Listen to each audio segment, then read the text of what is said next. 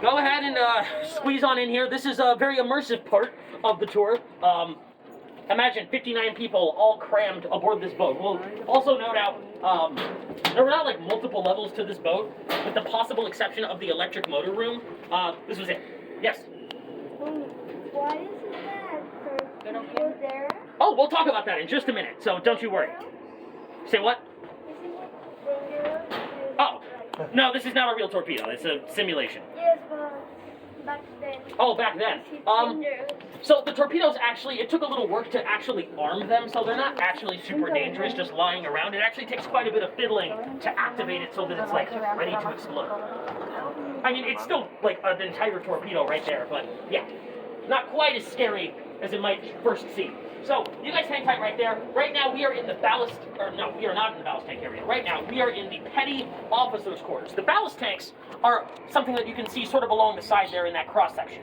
So, we've made a number of adjustments to this boat to make it comfortable for you guys as we're on the tour, and bearable for me as I'm giving it. For one, the most obvious one is that there was not a big old hole in the side of the U-505. That's something that we added. Normally, the crew members are getting on and off of the boat using ladders that lead up to the top. So they would be entering and exiting the boat from hatches at the top. Now, this entire side right here would also have beds and bedding along it, and the floor where you guys are standing has been lowered about a foot. That's to make it more comfortable as people enter the boat. But imagine, like, take away 1 foot of headspace, and that's what we're dealing with. Yes, exactly. If you thought it was cramped before, unfortunately it only gets worse throughout the tour, so please watch your head. Also, they wouldn't have these nice elongated doorways with head protectors on them. They would be moving through discrete hatches most of the time. There were some normal doors on the boat, but for the most part, they're moving through hatches, like what you can see in the forward torpedo room. So go ahead and take a look at the forward torpedo room. What are some of the things that you all can see in the forward torpedo room? Just go ahead and take a look, everybody. Oh yeah, we have the torpedo. Beds. And beds, yes, torpedoes, beds. There's all kinds of stuff going on in there. So this image is a little bit misleading. When the torpedoes are out like that, you're probably not comfortably asleep. Normally the torpedoes are stored under that floor. You'll notice as you look in the forward torpedo room, there's sort of that gap right there. So that's because the torpedoes are normally stored under that floor area. You can also see those sort of chains that they would use to pull them up. But yeah, normally the torpedoes are actually under the floor, and only when they were getting ready to fire them would they actually pull them up there. How many? They had 22 torpedoes aboard this boat.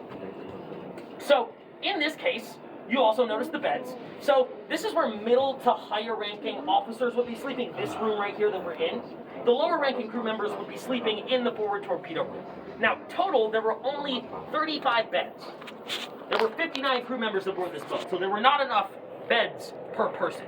Those lowest ranking crew members were doing something called hot bunking. Now, hot bunking is a fancy way of saying they would be sleeping in shifts. So basically, you would be up doing whatever your job was for anywhere from 6 to 7 hours, and then once you were done, you would go to your bed. Except there was somebody in your bed who you would have to kick out, and they would get up and do their job, and you would trade places like that every 6 or 7 hours for the entire 90-day tour. Again, no showering or bathing. Those beds got really gross. Warm. Yeah, and warm. Very warm. Yeah, it was called hot bunking or hot racking. So what we're actually hearing now is a little bit of music. It might surprise you to know that they actually had quite a bit of leisure time aboard this boat. So because of the way this boat works, this boat is what you would call a stealth attacking vehicle. Basically, it spends a lot of time waiting for its target to show up. They could be waiting anywhere from days to actual weeks for their target to show up. And while they were waiting, they would listen to music, they would play cards, they would socialize, they would do anything they could to pass the time. What we actually heard there was French dancehall music. So there was a record player and 87 records found aboard this boat. That's quite the playlist. And French dancehall music, as a matter of fact, was actually banned on mainland Germany during World War II. But they weren't on mainland Germany, so they exploited that particular rule to listen to some music that they wouldn't otherwise get to listen to. So while there was a lot of time waiting around, that waiting around was punctuated by these periods of really intense action. So we are going to hear one of those periods of action right now as we go through what it would be like when this boat spotted a ship that it needed to sink. So get ready. We're going to start to hear some of those war sounds. They're not super intense, but they are coming up. We're going to hear kind of an annoying bell. So get ready.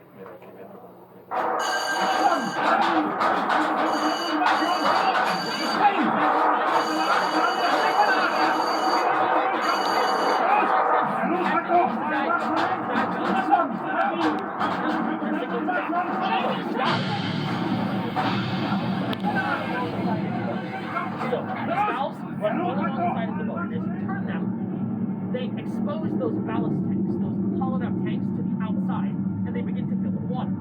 Once those tanks are full of water, the boat becomes more dense, and it can submerge. We'll talk about what they did to get back up later in the tour. Right now, the crew members are calculating what is called the firing solution. That's a fancy way of saying they did a lot of math to make sure that that torpedo doesn't miss. They also have to arm it. But yeah, this is a stealth attacking vehicle. They don't have a lot of equipment for ship-to-ship combat, so if they give away where they are, they're going to be in a lot of trouble. Now, we're waiting for the captain to say los. Los is the signal to fire. Let's see if we can hear it.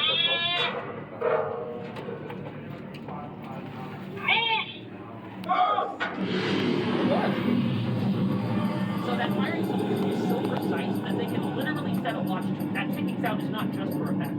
They would be looking at a stopwatch, and past a certain point, past a certain amount of time, silence meant to miss, which is bad news. But an explosion meant to hit. In this case, we have a hit. So this is an unfortunate boat. Well, I mean, German sailors for this boat really happened. They successfully did their job. They sank the ship. They didn't give away their position. They will live to sail, so to speak, another day. But that groaning sound we're hearing is the sound of an Allied supply ship being crushed beneath the water pressure with supplies and, unfortunately, almost definitely people on it. The U-505 went on to sink 8 ships, where it was captured on June 4th, 1940. Now, we're going to tell the story of that capture in the main control room. But to get to the main control room, we're actually going to pass through a couple of other rooms. We're going to pass through the galley. That's the kitchen area. So the galley is where they would prepare all of their meals. So imagine having to cook for 59 people. You are one cook with one assistant, and that's all you have to work with. Then past that, we'll see the general officers' quarters. That's where the higher ranking crew members will be resting. Then on the left, we have the sound and radio rooms. That's where the information technology is kept. You'll see this nondescript looking like brown box in that first room. That's the Enigma code machine. We'll talk more about that later. In the second room, you'll see all kinds of stuff, including the record player and some code books. And then last but not least, on the right, you will see the captain's quarters. That's all he had. The captain was 6'2" aboard this boat, so keep that in mind. Man, you're 6'4". I will meet you guys in the control Yeah, I know.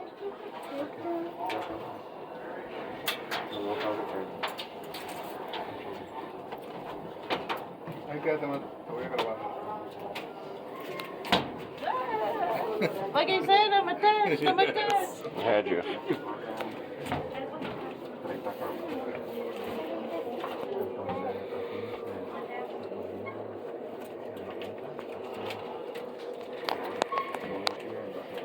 Yeah, this is the high rent district right here.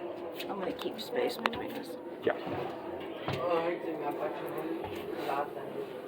Ooh, I'm already hitting my head. I'll have to check the floor. It's real. And that's the kitchen. And I am literally rubbing my head on the ceiling right now. Gotta cook for 58 That's because people. you're 6'4". Coming down.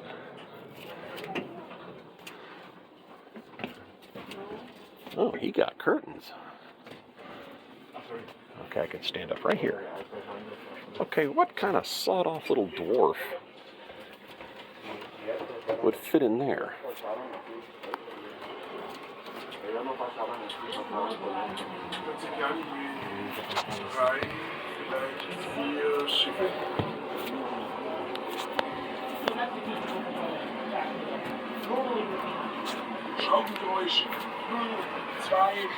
This is the captain's. Yeah, that's the captain's right there. Again, I'm not sure how he fit in there.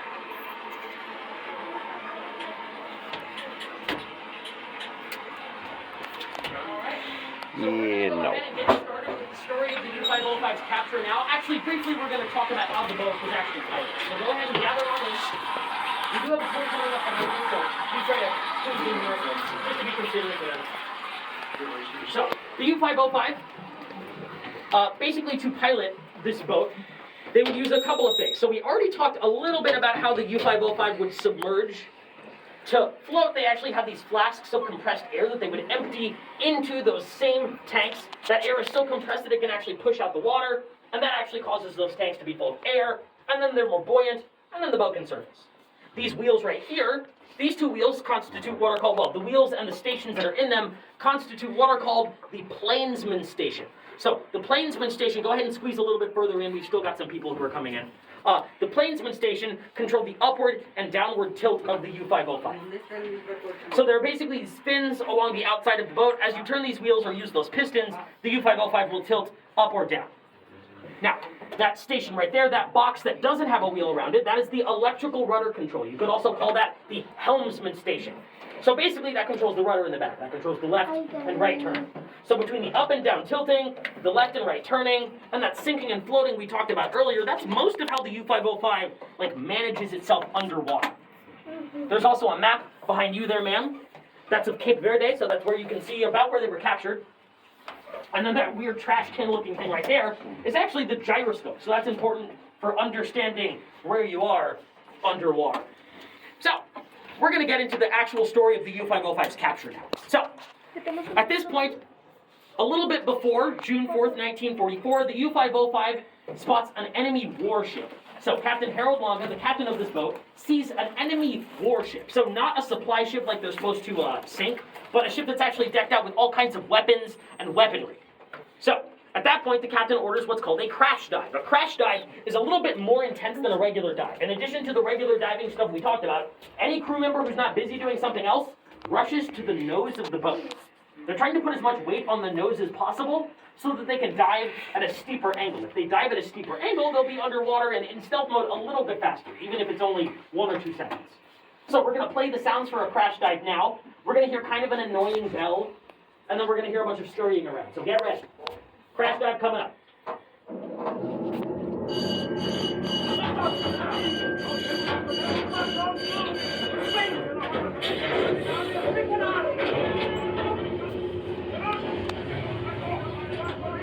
You hear the water rushing over the ballast tanks.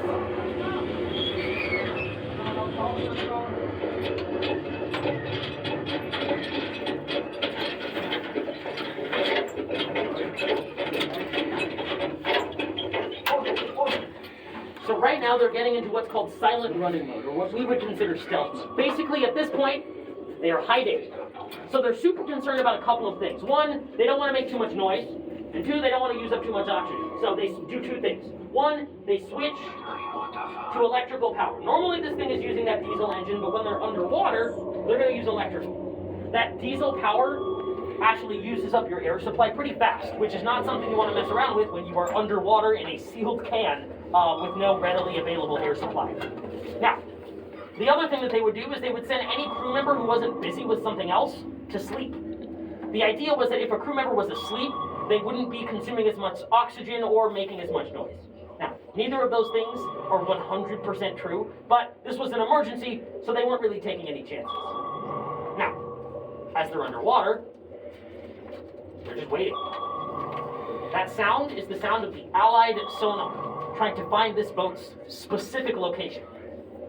Sound travels extremely well underwater, so they're really paranoid about making too much noise. A slightly too loud conversation or somebody dropping a tool could ultimately lead to them giving away their position. Those sound waves could be sent out for miles. Imagine being underwater like this for several days. That groaning sound is the sound of the water pressure bearing down on the hull of the U-505. So this boat is still designed to work underwater, but that water pressure is still doing something. So it's important to be mindful of that as you're getting deeper and deeper. There is a limit to how deep they can go.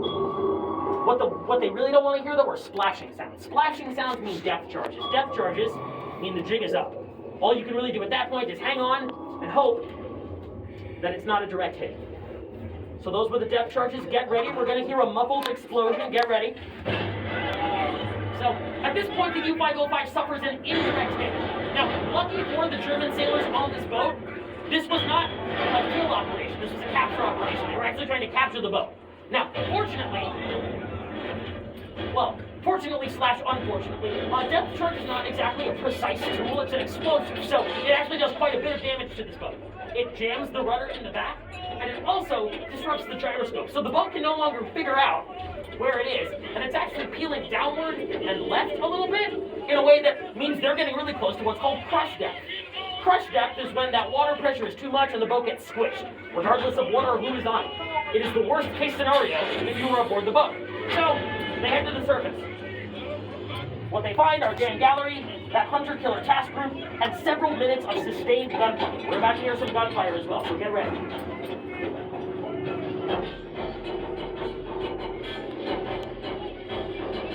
So again, this boat is not actually equipped for like ship-to-ship combat, at least not in the long term, and their control systems have been crippled, and they're fully surrounded. So there's not a lot of fussing. The U-505 surrenders rather quickly, or is rather forced to surrender rather quickly. Now, one radio man on the German side enters, or exits, I should say, the hatch a little too quickly. He is shot and ultimately killed, and Harold Longa is shot in the hip. But other than that, there's surprisingly little bloodshed in the capture of this boat. Now, as those German sailors are taken off of the U-505, oh, we're done with the freaky sounds, by the way, so you don't have to cover your ears. But as those German sailors are being taken off the boat, the Allied sailors are rushing aboard the U-505, and at that point, they're moving really, really fast. They're trying to go as fast as they can to get as much as they can off of the boat. So they're taking hundreds of pounds of documents off of the boat. They take the Enigma code machine off of the boat. They even take the records and the record player off the boat. They're taking everything they possibly can off of the boat, because even though they're trying to capture this boat, they notice that the boat is slowly taking on water. So as it's taking on water, they realize that one of those German sailors, as they left, took the lid off of this thing called the sea strainer. So the sea strainer is kind of like a water filter, and it's not supposed to do this, but if you take the lid off and leave it off, the boat will slowly start to take on water, which means that time is not on the Allied forces' side as they try to take over this boat. Fortunately, a sailor on the Allied side, a Mr. Zenon B. Lukosius, finds the lid to the sea strainer, and eventually finds the sea strainer itself, and he's able to put the lid back on, which means that the boat is no longer actively taking on water, it's only moderately flooded. But if they're really going to commandeer this boat, they actually have to fix the electrical control systems, or at least unjam the rudder. We'll talk about what they did and how they did it at the end of at the back end of this boat. So if you guys will follow me around this corner, we're going to head the back end of the boat, the electrical motor room. If you look to your left, as you exit this room, the control room, you'll see that you'll see the sea strainer and that corresponding lid. Imagine trying to find that as you're moving through the boat.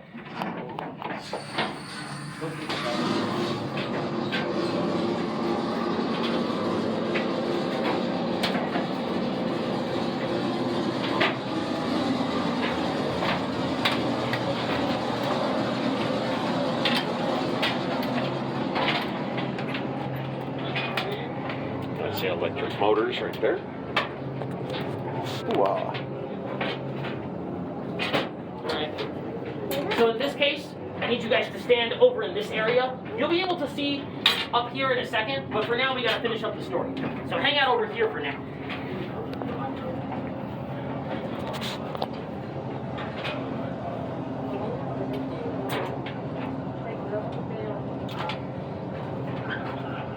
So this right here is the electrical motor room.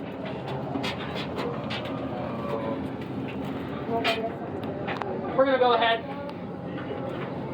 and continue with the story. Well, actually, okay, briefly. So this is that air compressor machine. Basically, this thing right here is how they would compress all of that air that they would then empty into the ballast tanks. Again, that air is so compressed that it can push the water out. That helps the boat surface. Again, this machine is also pretty energy intense as well, so they're pretty stingy about when they go down and come back up. So with all of that said, is there somebody still back there? Just because there's a tour coming up, so I just want to make sure. He'll probably get pushed out by the other tour, it's fine. But for now, so, the U-505 has successfully been captured, but in terms of actually getting it under control, they're going to have to figure out a way to get to those manual rudder controls. Basically, that steering wheel that helps control the rudders in the back. That's their best way of unjamming. The problem is that the rudder is super jammed. All the electrical systems, they can't figure out a way to get back or to get them back online. So they're moving through like knee-high water. All the lights are out, and this hatch right here is completely closed. We're not going to hear any loud noises. Don't worry. So, a closed hatch on an enemy boat that you already know they were kind of trying to sink on purpose is a pretty bad sign. It heavily implies that there is something bad on the other side of this hatch. It could be something, you know, really sophisticated. It could be some scuttling charges. Scuttling is a fancy way of saying they tried to sink the boat on purpose. But basically, there could be some explosives lining the hatch. It could be a grenade on a string. They don't really know. This is just a very big, very scary question mark. And if they open this hatch too recklessly, that could mean that not just the capture operation is ruined, but it could also mean that people die as a result. So they're very freaked out about this closed hatch. They spend the better part of an entire day just deciding if they're going to open the hatch. But eventually, Captain Galley decides, okay, we're going to open it. So he orders all of the crew members off of the boat except for him and 2 volunteers who decide to stay. Maybe they can help if there is some way that they can help. They're just staying here to be with the captain as he does this pretty delicate operation. So he checks for any clear signs of tampering. He doesn't find any around the hatch or in the fuse box or anywhere else. And after what must have been a lot of tension, he decides to open the hatch. If you could lean back a little bit for me, buddy. I'm going to open the hatch here. Lean back a little bit. There we go. All right. So, you could call it good luck or good strategy. But fortunately, while they did find some explosive charges on this boat, none of them were activated. Maybe as they were trying to get out of crush depth and found themselves immediately surrounded, the German forces didn't have time to arm them. And there was only a very small amount of flooding in this area, which is good news for the Allies. It means that they're actually able to get to the aft torpedo room and ultimately unjam the rudder. At that point, the U-505 is basically captured and under control. So really, really good news. Now, that kind of wraps up the story of how the U-505 was, captured. But the story of what the U-505 did once it was captured as a sort of captured vessel during World War II, how the boat got here to the Museum of Science and Industry, and even how we got it underground to here, we're going to talk about all of that stuff and more on the outside of the boat.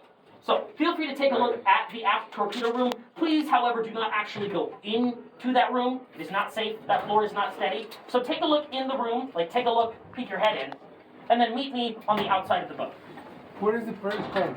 The periscope was in the control room. Now, that was actually taken out. You can see it once you exit the boat and the rest of the exhibit. But yeah, normally it would be in the control room, a little in front of where I was standing. If you'll excuse me, I gotta squeeze through here. Whoop. What is on the second floor?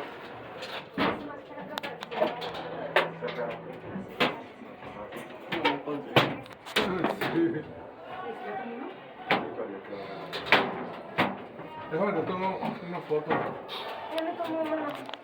No, mamá. Go ahead and hang out right out here. This is where we're gonna wrap up the 4 o'clock hour and all this stuff. That's from the movies where they grab this and they go shunk, shunk. It turns the electric motors on.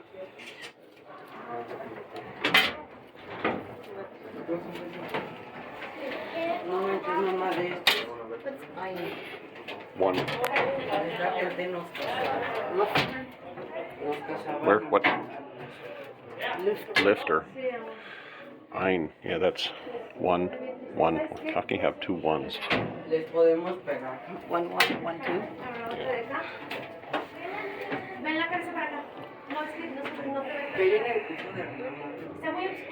Yeah, look at that door frame. Even though they cut that, that's about nose height for me.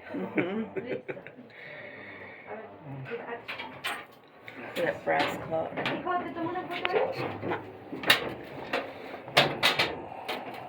No.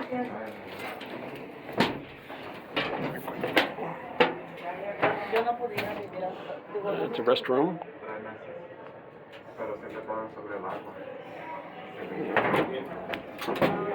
Whoop. Stairs down, sorry.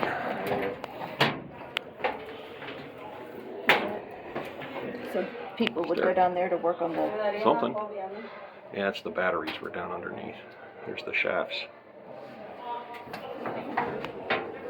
So if there's, if it was 59 people aboard here, Yeah, that's how crowded it gets. where is everybody else sleeping? They hot bunk. That's what he said. You switch, you get out, somebody gets in. Yeah, but I didn't see enough beds in there.